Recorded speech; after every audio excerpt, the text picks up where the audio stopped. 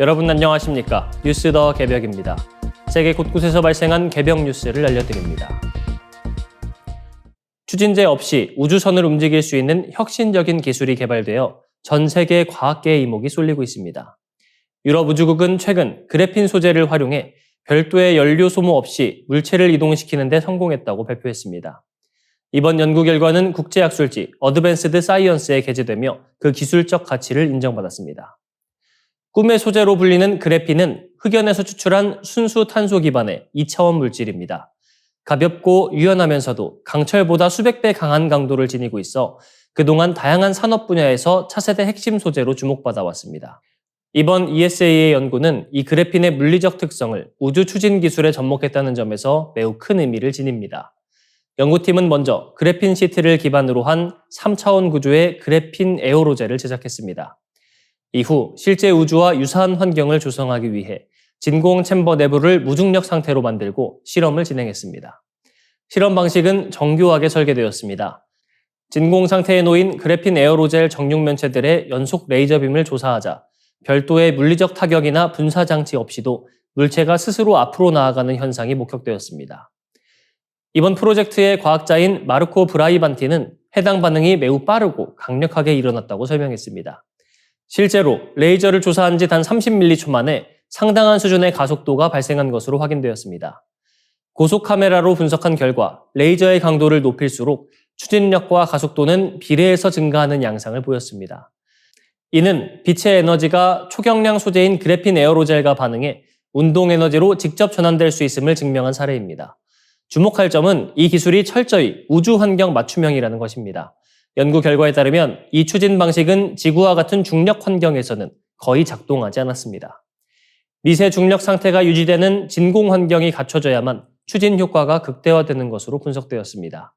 따라서 이 기술은 지상용 운송수단보다는 외계 행성 탐사나 심우주 항해에 최적화된 기술이라 할 수 있습니다. ESA의 재료 물리화학 엔지니어인 우고 라퐁은 이번 연구가 추진제 없는 우주 추진 기술의 새로운 지평을 열었다고 평가했습니다. 향후 이 기술은 태양광의 압력을 이용해 우주를 항해하는 태양 도치나 궤도 유지가 필수적인 소형 인공위성의 자세 제어 시스템 등에 폭넓게 적용될 전망입니다.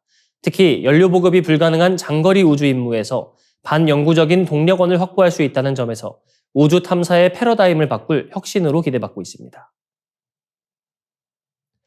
동국대학교 화학과 연구진이 인류의 오랜 수건인 불로장생의 꿈을 실현할 획기적인 전기를 마련했습니다.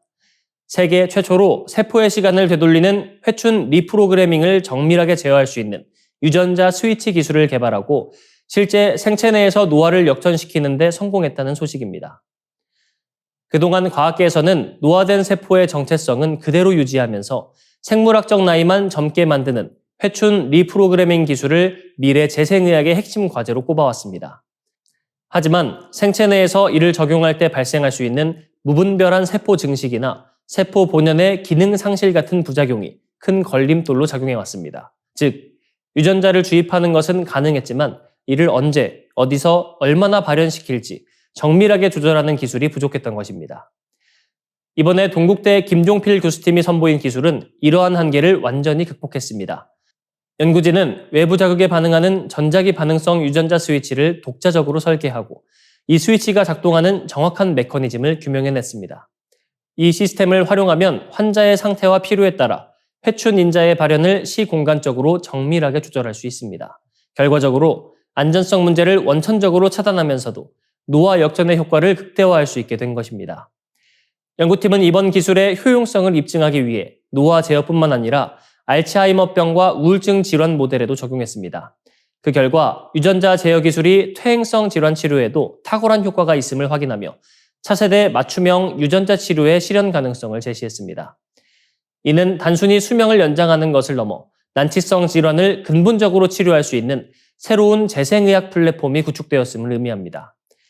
연구를 주도한 김종필 교수는 이번 성과가 국내 기술력이 노화 제어 분야의 글로벌 패러다임을 선도할 수 있음을 입증한 사례라고 설명했습니다. 특히 유전자 스위치 시스템은 회춘 리프로그래밍의 안전성과 정밀성을 완성한 핵심 기술인 만큼 향후 다양한 난치성 질환 치료에 새로운 지평을 열 것으로 기대를 모으고 있습니다. 이번 연구는 교육부와 과학기술정보통신부의 전폭적인 지원 아래 수행되었습니다. 김준엽 연구교수와 황혜림 박사과정생이 제1저자로 참여한 이번 연구 논문은 그 학술적 가치와 혁신성을 인정받아 세계 3대 과학학술지 중 하나 셀지에 게재되었습니다. 국내 연구진의 손에서 탄생한 이 기술이 전 세계 인류의 건강한 삶을 향한 거대한 변화를 이끌어낼 수 있을지 귀추가 주목됩니다. 인간이 만든 빛의 지도라 불리는 지구의 밤이 지난 9년 사이 더욱 복잡하고 역동적인 변화를 겪은 것으로 나타났습니다.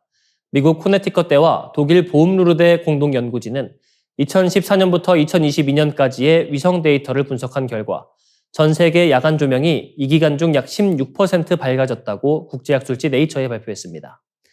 이는 연간 평균 약 2%씩 지구의 밤이 환해졌음을 의미합니다. 하지만 연구진은 단순히 지구가 밝아지기만 한 것이 아니라 지역과 시기에 따라 빛이 명멸하는 이른바 깜빡임 현상이 심해지고 있다는 점에 주목했습니다. 통계에 따르면 조사 대상 지역 중 34%는 이전보다 더 밝아졌지만 18%는 오히려 더 어두워지는 양극화 현상을 보였습니다. 이러한 야간 조명의 변화는 각국의 경제 성장, 인구 이동, 그리고 에너지 정책과 밀접하게 맞물려 있습니다. 가장 급격한 변화를 보인 곳은 아시아의 신흥 경제국들입니다. 중국과 인도는 폭발적인 도시 성장과 인프라 확충에 힘입어 야간 조명이 훨씬 강렬해졌습니다. 중국은 대도시를 중심으로 빛의 밀도가 높아졌고 인도는 국가 전역에 걸쳐 점진적으로 빛이 확산되는 양상을 띠었습니다. 반면 환경 규제와 에너지 절약에 앞장선 유럽은 오히려 밤이 어두워졌습니다. 유럽 전체적으로 조명이 4% 감소했는데 특히 프랑스는 자정 이후 가로등을 끄는 등 강력한 정책을 펼쳐 조명 사용량이 33%나 급감했습니다. 영국 역시 에너지 전환 정책의 영향으로 22%의 감소율을 기록하며 어두운 밤 되찾기에 동참했습니다. 미국의 경우 지역별로 상반된 모습을 보였습니다. 서부 해안은 도시의 팽창과 함께 밤이 더 밝아진 반면 인구가 유출된 동부 해안과 중서부 일부 지역은 빛을 잃어갔습니다. 특히 텍사스 같은 시추 지역은 에너지 시황에 따라 밝기가 수시로 교차하는 변동성을 보였습니다. 이 과정에서 트럼프 대통령이 강조해온 미국의 에너지 자립과 산업 부흥 정책이 지역별 전력 소비와 야간 조명 양상에 간접적인 배경으로 작용하기도 했습니다. 현재 트럼프 대통령 체제 하에 미국은 경제 활성화와 효율적인 에너지 관리를 동시에 모색하는 복합적인 상황에 놓여 있습니다. 예측 불가능한 국제적 사건들도 지구의 불빛을 껐다 켰습니다.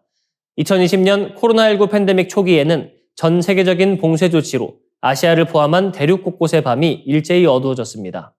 또한 2022년 러시아의 우크라이나 침공 여파로 에너지 공급이 차단되자 유럽의 밤은 더욱 깊은 어둠 속으로 빠져들었습니다. 경제 위기를 겪고 있는 베네수엘라는 전력망 붕괴로 인해 조명이 26% 감소하는 고통을 겪기도 했습니다. 연구진은 이번 분석을 위해 나사의 블랙마블 위성 데이터를 활용한 새로운 알고리즘을 도입했습니다. 이를 통해 과거 연간 단위로는 포착하기 힘들었던 일일 단위의 세밀한 변화까지 잡아낼 수 있었습니다. 분석 결과 지구상의 각 지역은 지난 9년 동안 평균 6.6번의 유의미한 명암 변화를 겪은 것으로 드러났습니다. 다만 이 기간 내내 북한의 밤은 어떠한 변화도 없이 적막한 어둠을 유지해 대조를 이뤘습니다. 전 세계적으로 코로나19의 새로운 변이 바이러스인 BA.3.2, 일명 시카다 변이가 빠르게 확산하며 방역당국이 예의주시하고 있습니다. 2024년 11월 남아프리카 공화국에서 처음 보고된 이 변이는 불과 몇 달 만에 전 세계 33개국 이상으로 퍼져나가며 다시금 감염병 확산의 긴장감을 높이고 있습니다. 이 변이에 시카다, 즉 매미라는 별칭이 붙은 이유는 매우 독특한 생태적 특성 때문입니다.